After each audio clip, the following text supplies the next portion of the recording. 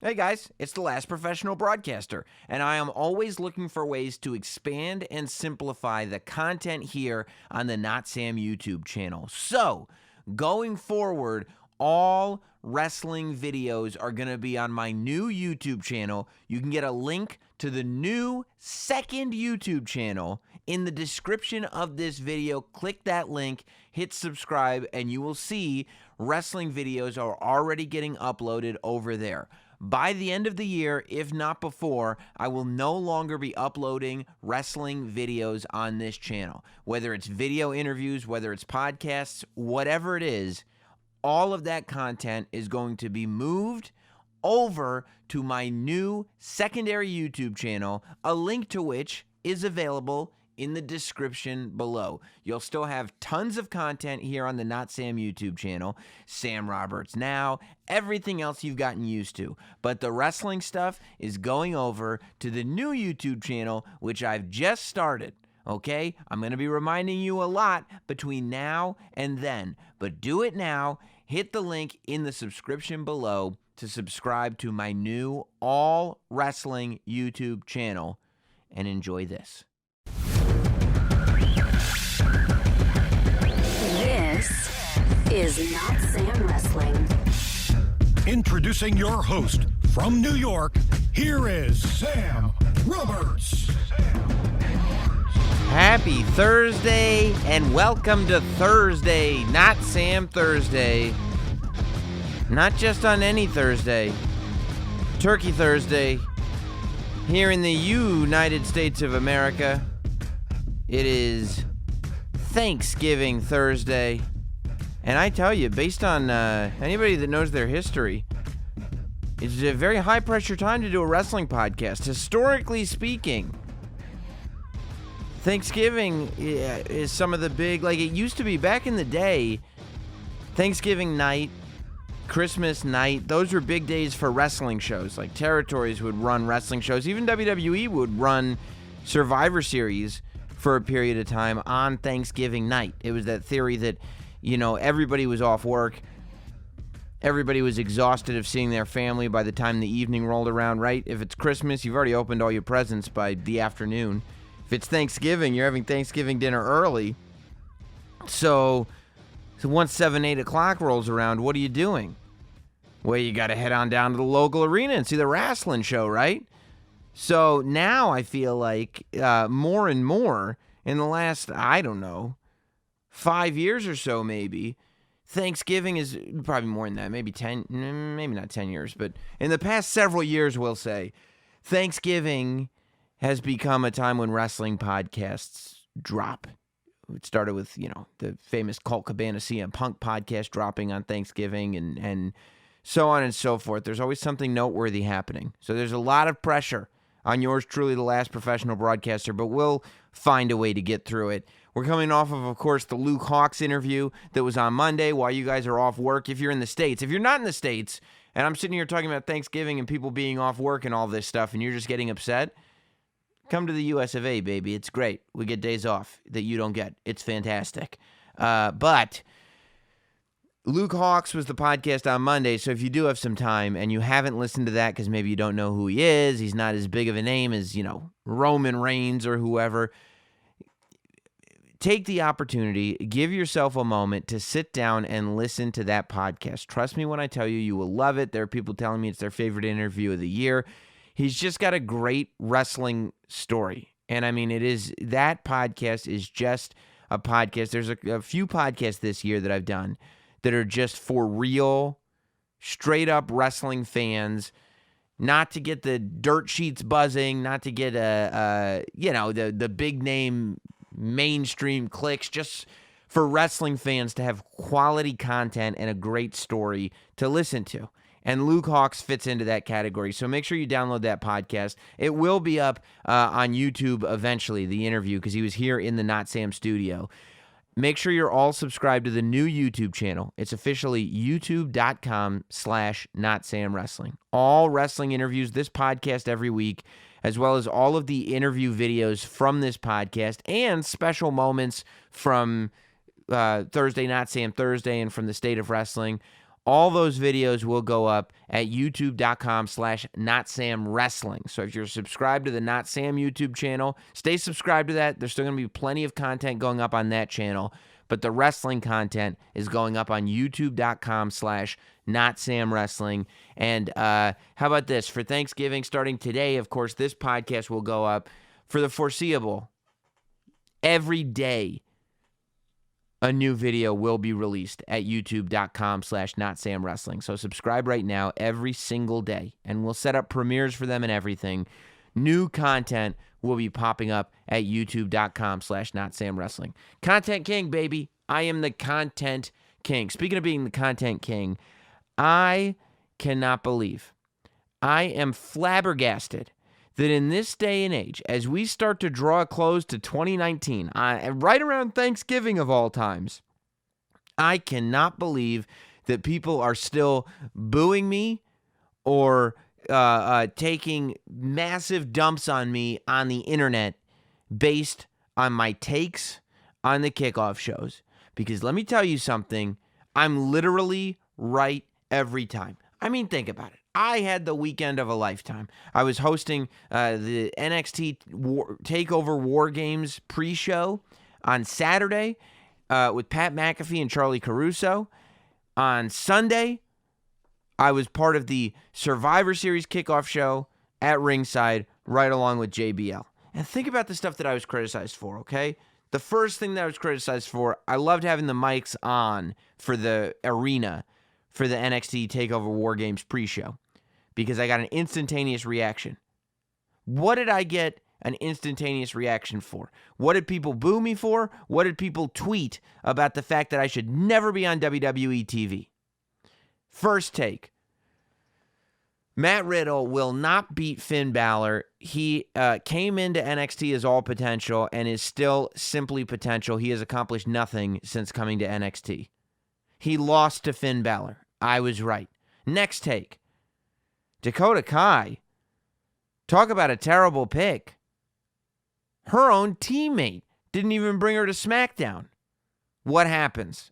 Mere hours later, Dakota Kai, not even an hour, probably less than 60 minutes later, Dakota Kai heard me, remembered, oh yeah, Tegan Nox didn't bring me to SmackDown. Oh yeah, when the team was first formed and Rhea Ripley was like, hey, Dakota Kai, hit the bricks.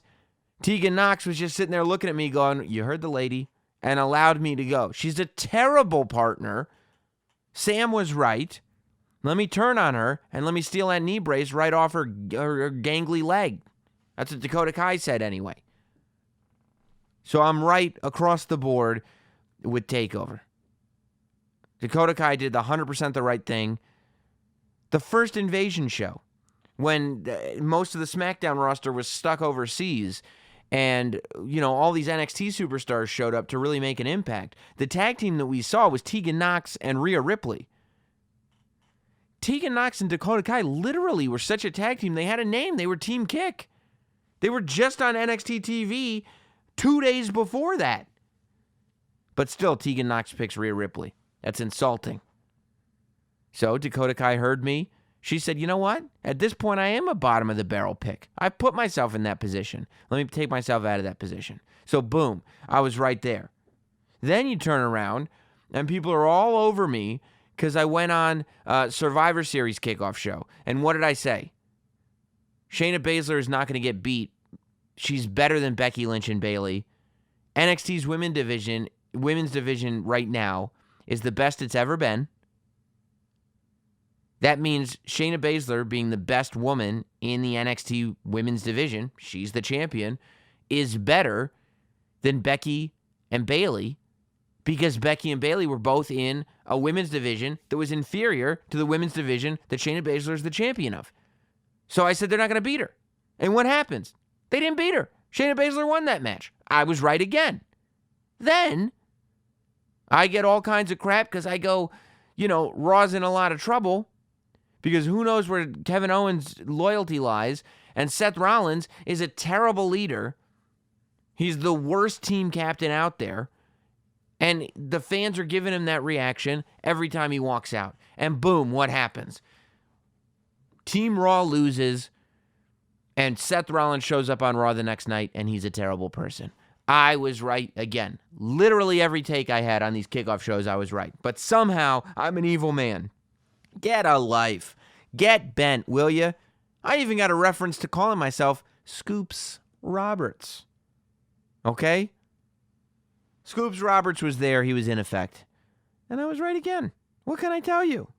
You can be mad about it all you want, but you can't deny the facts, can you?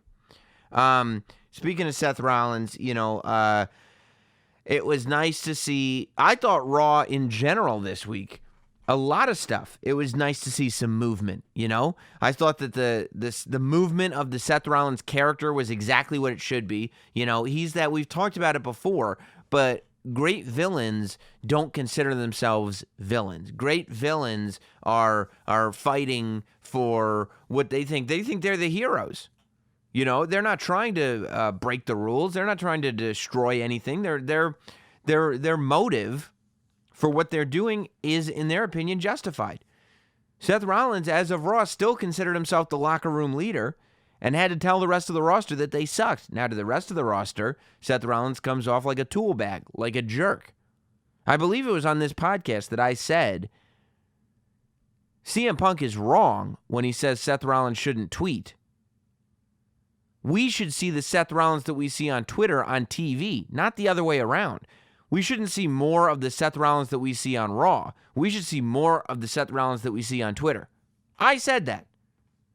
And that's what we're seeing. I'm very, very happy about it. I think it's a really good decision that Seth Rollins, that sort of defensive, cocky, competitive, slightly douchey Seth Rollins is the one that we're seeing on TV now, and he's there to tell people that they suck when they suck. I think that's great. So I thought that was good. I actually appreciated the movement in the Lana Rusev storyline, and Rusev kind of losing his mind and beating the crap out of Lashley. I thought that was good. There's something about knocking over the set on Monday Night Raw that is going to get people every time. It gets me every time. Rusev kicking over that pillar or that cylinder or whatever it is just made the whole segment for me. And you could hear the crowd. You could hear the crowd losing their minds when he did it. That's what made it work. Just that one little additional kick and that metal tower thing tumbles over. And all of a sudden you're like, oh, this is serious. I thought it was awesome. I thought that was great. And I thought it was funny that it really goes to show how little details can change everything. That it's usually the problem doesn't lie within the concept. Usually the problem lies within the execution of the concept. Most concepts you can make work to some degree. The execution can be tricky sometimes. And I think the execution in a lot of the Rusev, Lana, Lashley story segments has been poor leading to this one. But I think the execution in this week's segment where Rusev knocked over the tower was good. I thought it was good execution. And Lana coming out and saying, he's a menace to society. He's a danger to everybody. I guess I'm interested in seeing where it's going. It's got to go somewhere, right? TLC's coming up. It seems like a pay-per-view like TLC would be a good place to have a grudge match between Rusev and Lashley. The only problem is all the pay-per-views are dual branded now.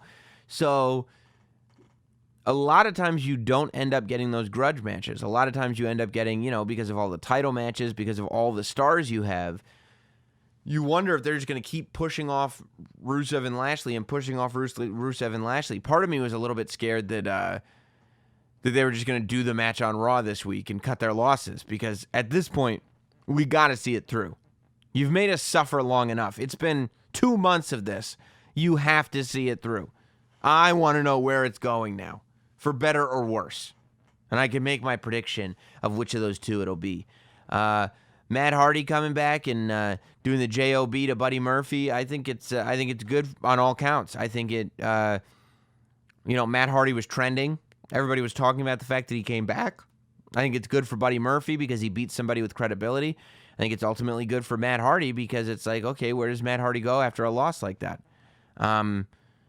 I was happy. I think, Ray losing at Survivor Series, finally having this high-profile rivalry, it has paid off. I think that it's a good thing that Rey Mysterio is the United States champion.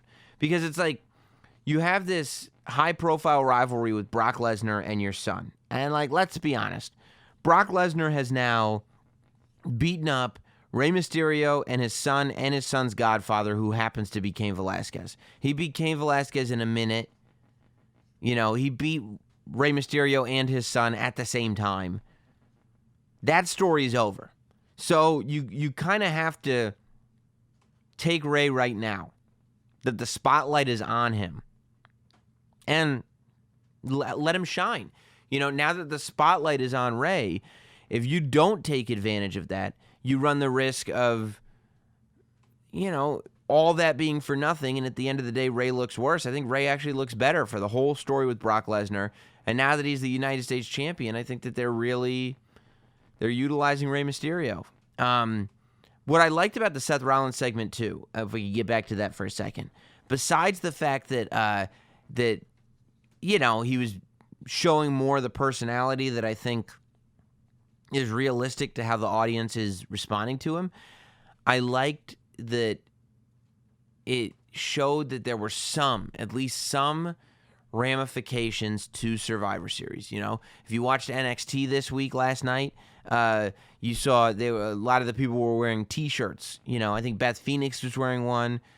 I saw Xia Li wearing one on Twitter. I don't know if she wore it to the ring or not. I don't remember. But I think she might have worn it to the ring. I don't remember. But it was the NXT, it was Survivor Series, and it had the score on it. Kind of just a braggadocious T-shirt about how NXT mopped the floor with Raw and SmackDown. I thought that was good. The fact that Seth Rollins, the motivation for Seth Rollins to kind of turn heel is what happened at Survivor Series. I thought that was good. Coming off of Survivor Series last year, SmackDown lost every single match. And we got to SmackDown and nobody cared. Nobody said anything about it. I guess they did. Shane McMahon did a thing, if I remember correctly, but it really wasn't. It didn't lead to anything huge, I don't think. I kind of so the AOP Seth Rollins thing is interesting because they're going to have to do it differently.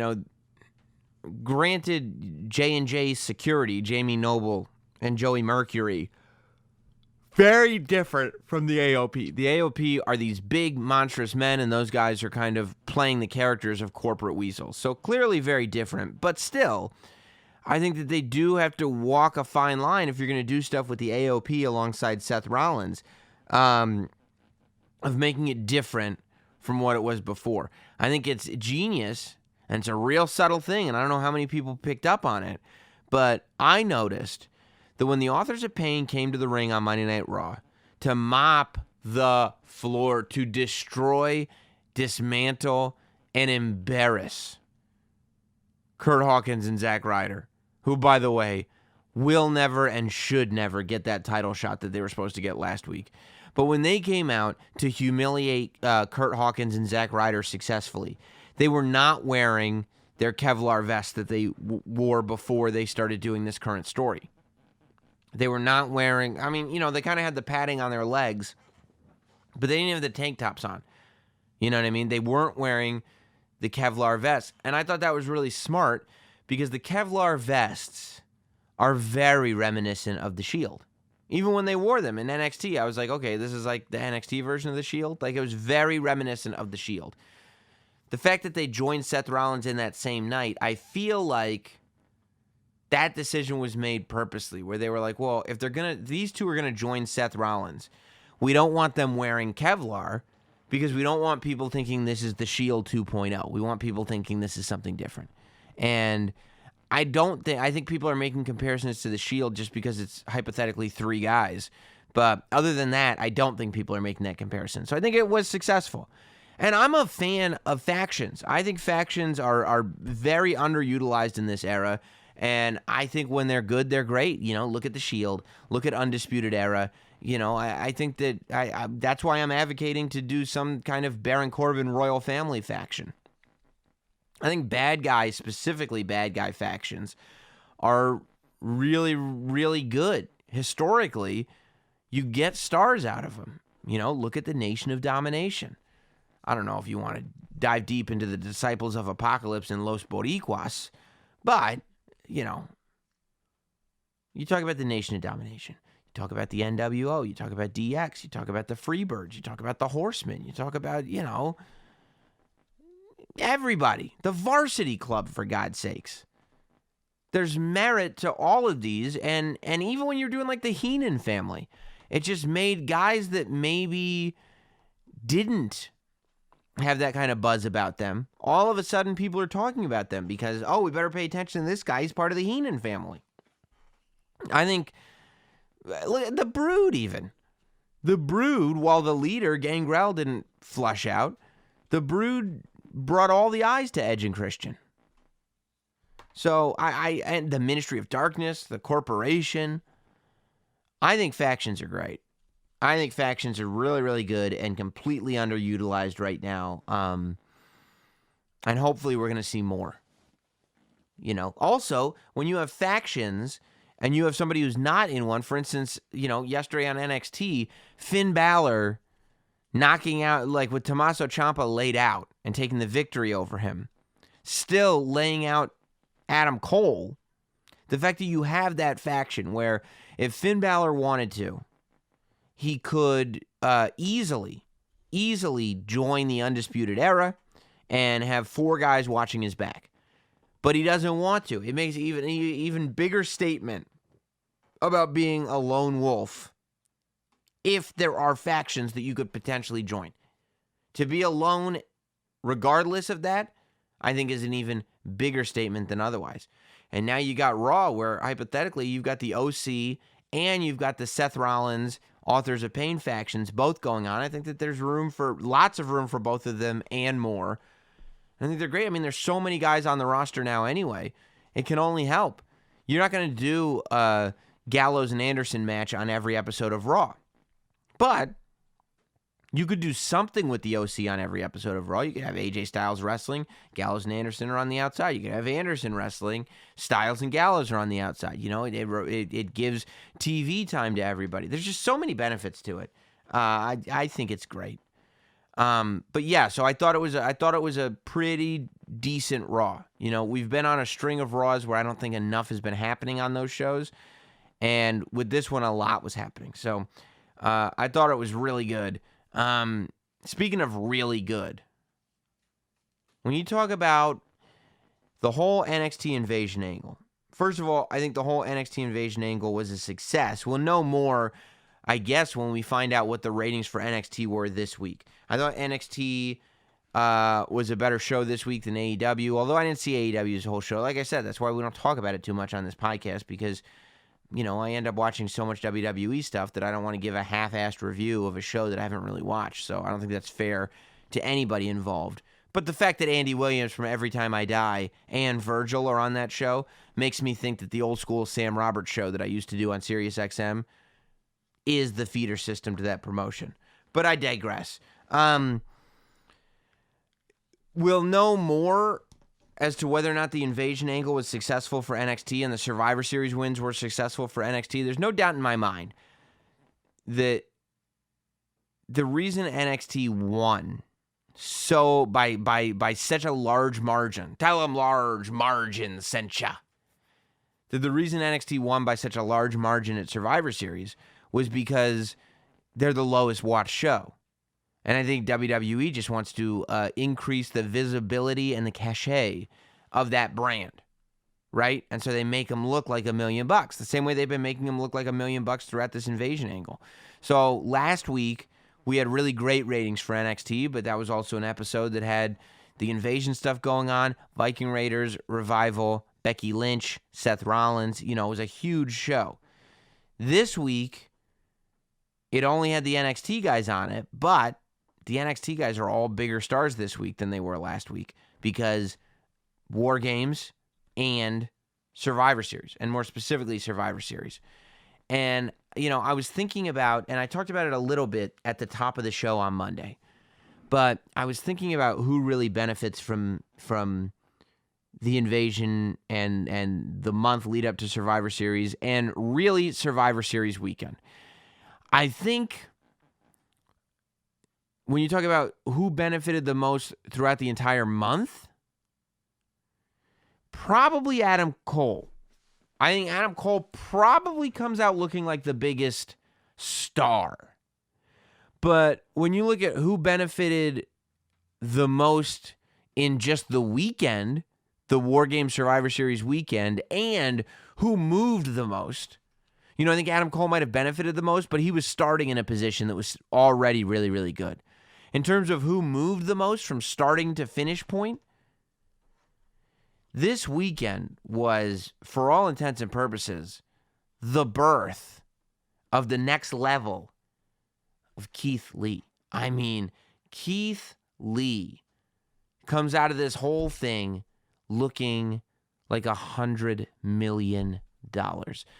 I've talked on this podcast before, and I had a conversation with Adam Cole about it, about how cool it was to have multiple main eventers in NXT, right? When Finn Balor first showed up and you're looking, and Tommaso Ciampa is demanding a title shot, but Finn Balor clearly can go straight to the main event. But Johnny Gargano's always ready for the main event. Adam Cole's the champion. So right there, you got 4 main eventers good to go. At any point, you could boost Velveteen Dream up there if you wanted to, but he's in the North American title picture. After this weekend, you can add Keith Lee to that. I mean, I think that, granted, you're still in this position where both Finn Balor and Tommaso Ciampa want title matches with Adam Cole. But your next takeover, they announced, is February. I think February, I wrote it down. February 16th in Portland. It's going to be a standalone event. It's not going to be Royal Rumble weekend. They're not doing a takeover Royal Rumble weekend. They're doing one as a standalone. And I think there's a real argument there that Keith Lee may be the guy who is in the main event match with Adam Cole on that show. And I was just looking at the Discord room for all the Patreon members are in. And WWE Front Row, who is a huge advocate for women's wrestling, which I love, says, in his opinion, Rhea Ripley was an even bigger win for Survivor Series weekend.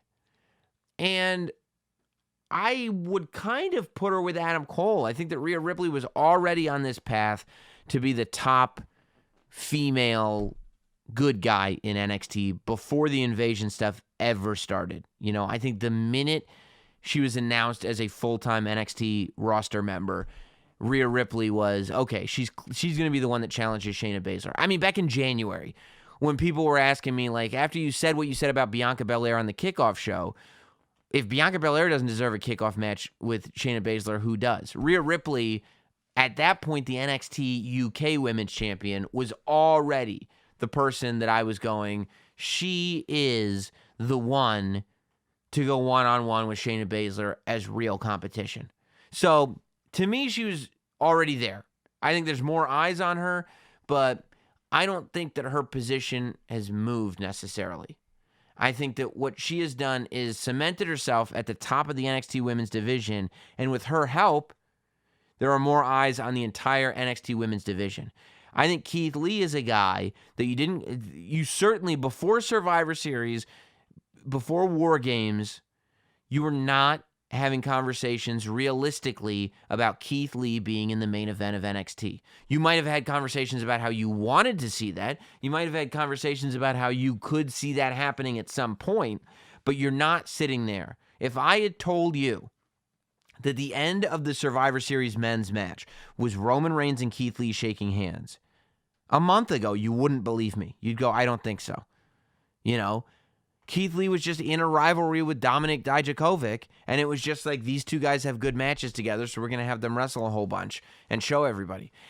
Keith Lee's always been popular, and he's always been, like, potentially great, but with all the stuff going on in that main event scene, before Gargano's injured, with Finn Balor back, with Riddle, with Ciampa, You know what I mean? When you're making that chart of who is Adam Cole going to face next at a takeover with his title on the line, you're going Ciampa, you're going Finn Balor, you're going Riddle, you're going Gargano whenever he comes back, and that's kind of the list, right? Now, you could easily put Keith Lee at the very top, and I don't think you could put him lower than second place. I think at this point, it's almost like you got to say, I think it goes Ciampa and then Keith Lee, and maybe in the other way, maybe in the other direction. And that's great because we finally have some blood now in NXT where not only do we have all these different potential opponents for Adam Cole, but you've now got a guy who's never been in the main event of a takeover. We've seen Tommaso Ciampa main event many takeovers. It's all Johnny Wrestling was doing for 2018. Finn Balor created the main event of NXT TakeOver as a big deal. Keith Lee has never had that opportunity. We have never seen Keith Lee in that position. And he's going to get there, man. I mean, it was magic at Survivor Series. The moment at Survivor Series was so good that as much as there was excitement for the Shayna Baszler, Becky Lynch, Bayley match, that match should not have gone on last. The men's elimination match should have absolutely gone on last. The men's elimination match was great. There were a couple of things that, were kind of like, oh, I wish they hadn't done that. I wish they hadn't eliminated Walter so quickly. A couple of things like that. But ultimately, especially at the end, the story that you start telling, the fact that Seth Rollins gets eliminated first out of the last three guys, when you got Seth Rollins, Roman Reigns, and Keith Lee, you think it's going to be Ciampa, and it's Keith Lee. Right? Ciampa's in there too. He gets eliminated. You're like, what the hell is going on now? And then Keith Lee pins Seth Rollins? Keith Lee pinned Seth Rollins at Survivor Series. And then he's in there with Roman Reigns. And Roman Reigns beats him, and he should have, because Roman Reigns is the man. Nobody should ever beat him. But Roman Reigns beats him, and people just love what they've seen. And there's a handshake between the two of them, and nobody's sitting there going like, oh, Roman Reigns is just trying to put a little bit of shine onto Keith Lee. Everybody's going like, I recognize these two as equals. I'm ready to see a Roman Reigns versus Keith Lee match now. I've listened to people who are going like, well, the rumor is, and again, it's one of these like links that you find on Facebook that you think is real gossip. I think somebody posted it in the Discord room. The rumor is that Keith Lee's going to be Vince's guy to take the title off Brock Lesnar. Let's all slow it down a sec. I've heard a lot of people advocating that Keith Lee is going to win the Royal Rumble this year, which, I don't think it's that crazy. We'll definitely have NXT representation in the Royal Rumble this year, and I could see that happening. I think that the Royal Rumble is going to get much more interesting than the same way Survivor Series got much more interesting, because now whoever wins the Royal Rumble is going to get to pick the Universal Champion, the WWE Champion, or the NXT Champion. So it's like, are they going to have a match with The Fiend? Are they going to have the Brock Lesnar match? Or are they joining up with NXT? Like, there's so many great possibilities for anybody that wins that match. I'm not ready to sit here and say Keith Lee will win the Royal Rumble, I don't know that he should. If he did, I'd be thrilled. I wouldn't be mad. But I'd love to see him build a little bit more in NXT and get that TakeOver main event match, because there is no TakeOver between now and the Royal Rumble. Next TakeOver is a month after the Royal Rumble. So, and I think getting a title match with Adam Cole is great on NXT television, but it's not the same. Keith Lee is going to go to Raw or SmackDown at some point, and he is going to be a big star. I mean, think about the week.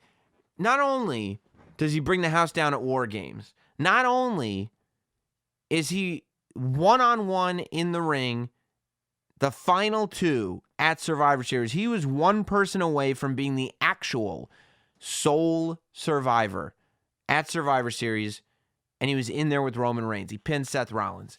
And then you get to Wednesday, he has a tremendous tag title match, and he gets one of the greatest wrestling gifts of all time. Adam Cole running down that aisle and catching the shoulder block that sends him 19 feet in the air, careening into the first and second row at Full Sail University. Incredible. That gif is going to live forever. I already saw people saying, me at the Thanksgiving table, me reaching for the mashed potatoes, me trying to get the stuffing before my brother, me, you know what I mean? Like, people are already memeing it for Thanksgiving, and it just happened when they were doing that 20 minutes before. It's memeable forever. And it's one of those gifs that, like, you could show it to a non-wrestling fan, and they'd be like, that's not real. That's amazing looking. And Keith Lee did that. That powerhouse Keith Lee and the abilities that he's got, he has just hit a home run with every single opportunity that he's gotten. And that, to me, is going to be the story of this weekend. This weekend was the rise of Keith Lee. This weekend was the world getting to know Keith Lee. Because the truth is, there are NXT fans that weren't that familiar with Keith Lee. Not everybody watches independent wrestling, Not everybody was so familiar with Keith Lee when he got to NXT. And before NXT was on USA, Keith Lee wasn't doing that much on NXT. And even when NXT was on USA, Keith Lee was really just wrestling Dominik Dijakovic. And then he ends up somehow on this War Games team, and you go, okay, I guess Keith Lee is there. And Keith Lee goes, oh no, you're going to realize that Keith Lee is there.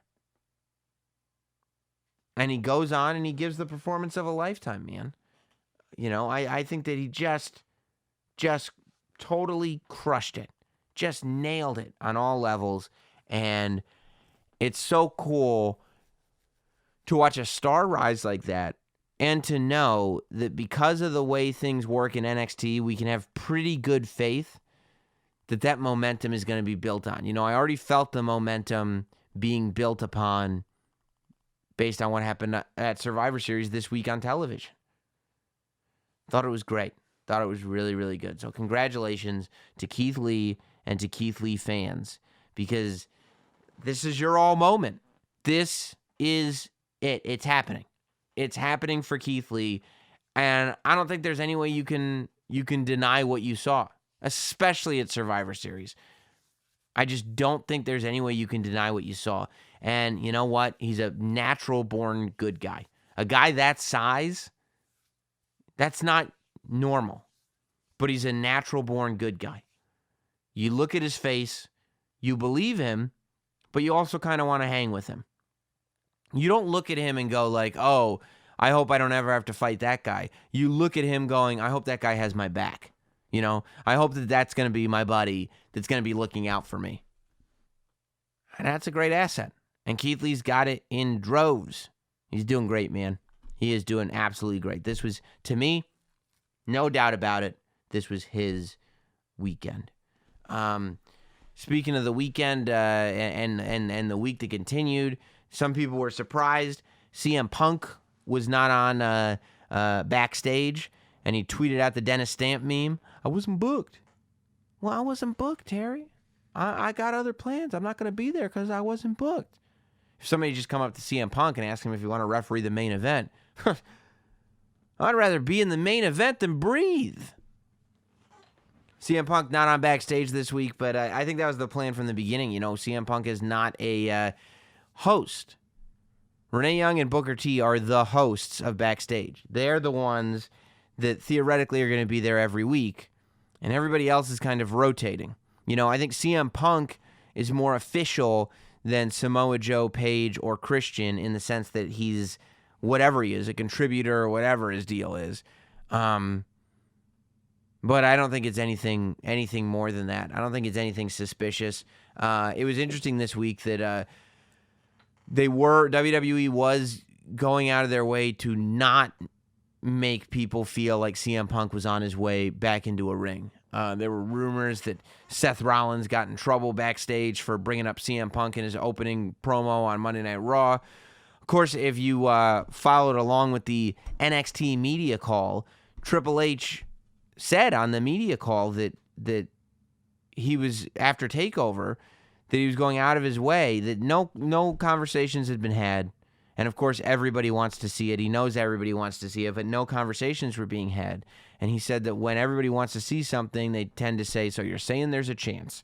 But he said in the media call, and this is true, that he told me that when I announced that Ciampa's mystery partner invitation, that the person was in town, was in Chicago, but I didn't know who they were or if they had accepted, that he said, I told Sam Roberts, don't say Chicago because everybody will think it's CM Punk, and that's true.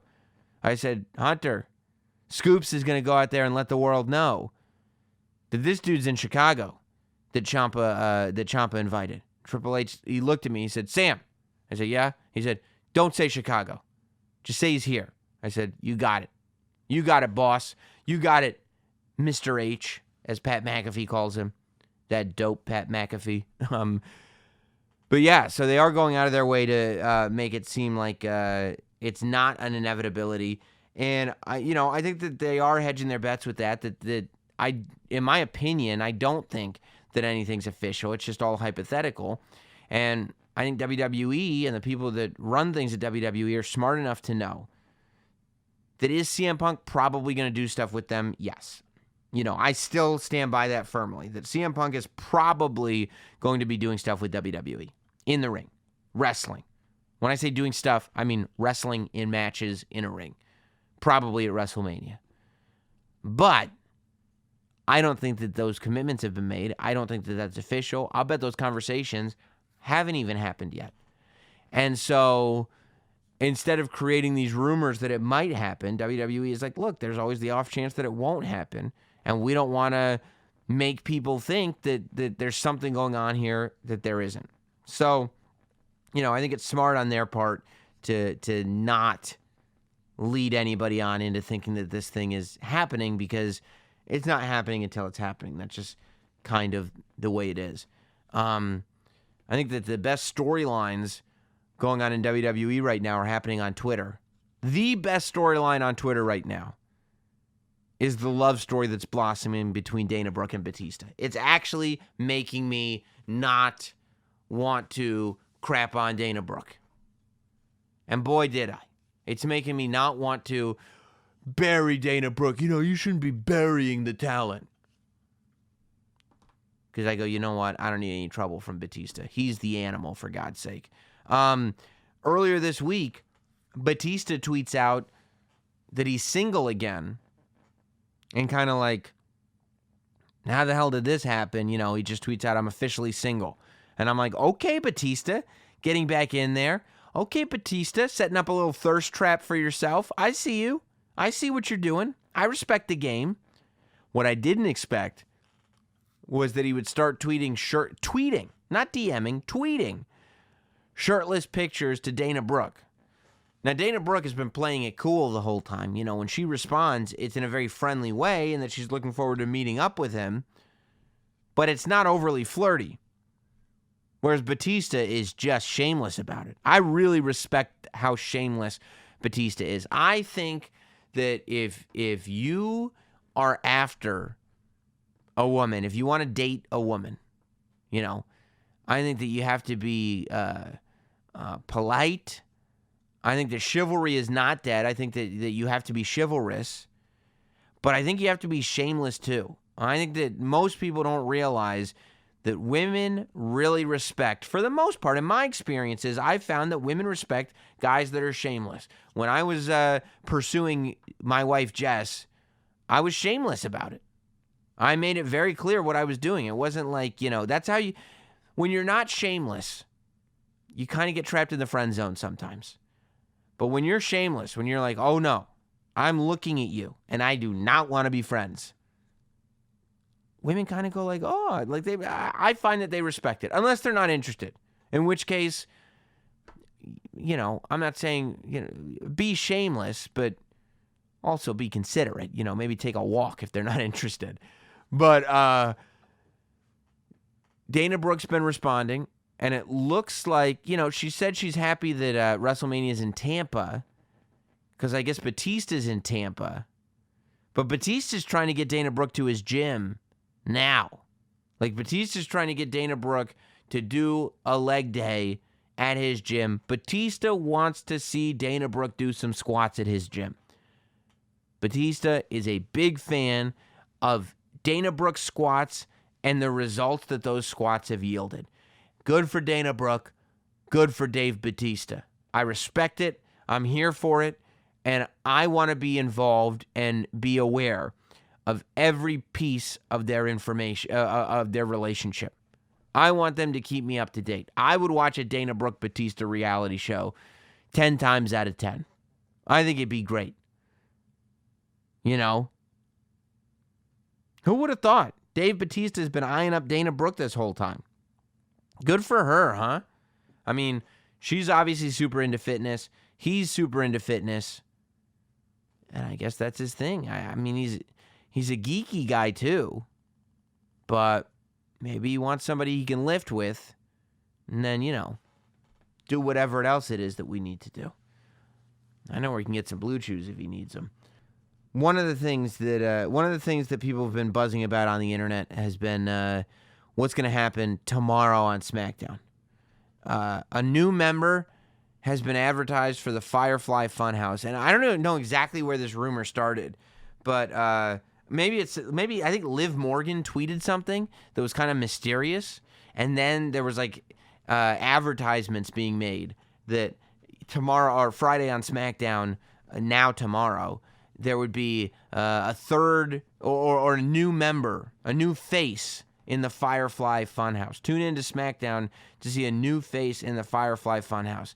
People took that along with Liv Morgan's tweet and started saying oh, maybe it's Liv Morgan in the Firefly Funhouse. Then there was a rumor going around based on a tweet that went out that was even more heavy, a tweet that went from a Twitter account that was reportedly a WWE seamstress, and she sent out a tweet that was a video of her sketching gear for a female member of the Firefly Funhouse, a female companion to Bray Wyatt. And people were like, oh my God, there it is. And I was looking at that going what seamstress is getting fired? Why would you tweet this out like this? Only to realize that the Twitter account, even though it had a verified check, was a fake Twitter account. It was not a real Twitter account. It was not the seamstress's Twitter account by any stretch of the imagination. It was a fake Twitter account, so the sketch was fake. The whole thing was faked, right? Now, that doesn't mean that the Liv Morgan rumor isn't true. It just means that that piece of evidence is not real evidence. I can only tell you what I hope, because obviously I have no idea. I don't want another human member. I want another puppet. I don't need for there to be another human member of the Firefly Funhouse. When you have a guy like The Fiend, who's basically indestructible, nobody can beat him, nobody can keep him down, what does he need another person by his side for? I don't think The Fiend ever needs to have anybody with him. The point of The Fiend is that he has no loyalties. I think that Bray Wyatt should just exist in that Firefly Funhouse. If you want to add another person to it, make it in puppet form. When you added the boss puppet, the Vince McMahon puppet, everybody lost their minds. When you add, people love the Sister Abigail doll. People love the Vulture doll. They get so upset every time the Ramblin' Rabbit dies. People love the puppets. You can add as many puppets as you want. Keep adding puppets. But I don't think you should add people. The last thing you want to do is dilute this amazing story that we've been watching unfold. And as much as Bray Wyatt keeps winning with no sign of stopping in sight, it's still cool to see. And I still get excited when he's on TV, and I still want to watch his next match. So, that's what I would say. That's my gut. Although I'm ready to see whatever gets announced and to see if it's cool. I'm ready for it to be cool, because other than the finish for Hell in a Cell, everything has been good to me with the Fiend character, other than the Hell in a Cell finish. And while we're talking about cool stuff too, make sure that you tune on that WWE network, because That Undertaker Stone Cold interview is something, man. You just never see the Undertaker like that. And just to see him talk about his stuff, to see him talk about how he was nervous about his debut, to see him talk about coming out as the American Badass, to see him talk everything. Everything. It's just his relationship with Vince McMahon, to see him, all this stuff. It's really great to see Stone Cold light up when they talk about Buzz Sawyer. I just thought it was so much fun to watch. Before we get to emails, I do want to send a shout out to the family. We lost a very important listener to the show. I guess we lost him this month. We just found out this week that he had passed away. Mark in San Diego, who has been a loyal listener of mine for years on the radio, came over to the podcast, was a big part of the Discord room that we have for everybody who's a member of the Patreon page, was just a big part of the NOTSAM wrestling community. And he passed away, unfortunately, which is a real bummer. And I know that a lot of you guys that are listening knew him and, are just as bummed out as the rest of us are. He's just a straight-up dude, a loyal dude, one of the most supportive people as far as listeners go that I've ever had around me. But at the same time, if he didn't like what I was doing, he would just say it flat out. And that's a quality that you don't see too often. And, and it was in him, and he was a good guy. When this news came out, everybody that knew him, and I had no idea, man, the community that he had built with listeners, both on the radio show and for this podcast. So many people, he was talking to them on the phone on a regular basis. He would just, get to know people online, exchange phone numbers with them and call them and have, conversations with them and everything. And, he touched a lot of lives. So rest in peace to Mark in San Diego. Just a great, great dude, and really a bummer that he's left us, and way, way too soon. Let's get into some of these emails before we wrap things up. From the Patreon page, which you can be a part of at patreon.com/NotSamWrestling. For only less than $1 a week, $4 a month, you can get the podcast early, you can get them ad-free, and you can get access to the Discord room and bonus shows and the whole thing. It's a good deal. Joey says, Sam, how do you think we'll remember November 2019 when it's all said and done? It might be the start of a new era, and I'm excited that AEW lit a fire under WWE because Survivor Series was awesome, and I think we can expect more of that. I think that, as I said before, I think that it will have Keith Lee's stamps all over it, but I think that we will, this will be the launch of NXT, I think. I think more than NXT coming to USA, I think that the energy that we feel about NXT based on what we've seen in November will kind of be attributed to NXT debuting on USA. But I think that this, at the end of the day, historically speaking, November 2019 will be the month that made NXT. I think so, And like I said, it impacted Raw a lot too, and I'm sure a lot will happen on SmackDown, but in terms of what was the biggest change, that's what I think. Mitch emailed in. If you want to email, if you're not a member of the Patreon page, that's fine. You can still contribute to our questions and whatnot. You want to email us, it's notsamwrestling@gmail.com. Just like that YouTube page, youtube.com/notsamwrestling. Notsamwrestling@gmail.com. This is sent by Mitch. I'm a fan of Bray. Love the new gimmick, but it has me thinking that when the time comes for Wyatt to finally lose, he is going to get screwed over worse than any wrestler in history, or his opponent will have to build an Iron Man suit. I feel they have made him seem so invincible that any clean loss will kill his character and be very unrealistic. How do you feel about that? P.S. You're killing it on the pre-shows.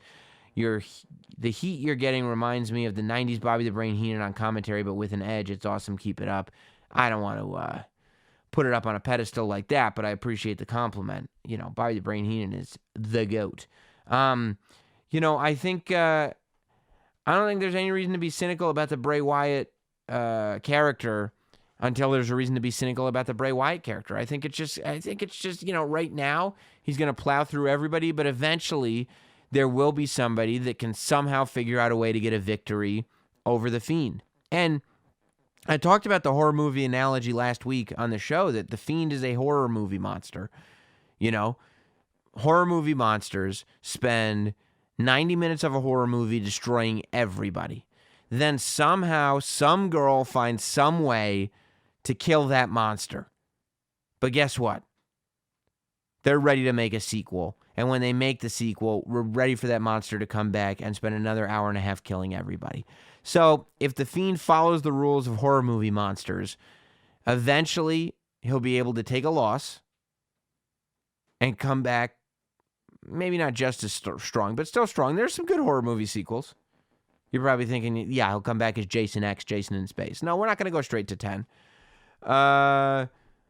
Drew checked in. He doesn't have a question or anything, but he's a youth pastor in Kansas, and I helped bring him in closer on the same wavelength as the kids. So I appreciate that, Drew. It's always great to hear stuff like that.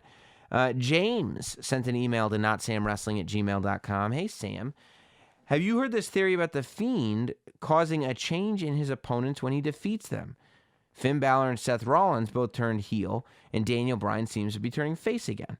Kind of makes sense with the heel hurt gloves, too. Do you think there's something to that or just a coincidence? I think it probably just a coincidence with Finn and with Seth, because Seth's change was actually a month after he lost to The Fiend. Like, those seeds weren't being planted until, Survivor Series, really, the night after Survivor Series. So that too much time had passed for me. And Daniel Bryan was already kind of turning face before he faced The Fiend. And Jerry Lawler is the same, and he got attacked. So, I think that's a really interesting concept. And I kind of enjoy that as a concept. But I do think it's just a coincidence. And a lot of that is because that would be a very, very difficult theme to maintain. Hey, I appreciate you guys being a part of the podcast this week. Don't forget to please subscribe to the YouTube channel, youtube.com/NotSamWrestling. You can also send any questions, comments, concerns to notsamwrestling@gmail.com, and we will read more emails on Monday when we are back. Have a great Thanksgiving, everybody. We'll see you on Monday. Goodbye. Thanks for listening. Follow at NotSam on Twitter, Instagram, Facebook, and YouTube. Rate, review, and subscribe. This has been Not Sam Wrestling. Not Sam Wrestling.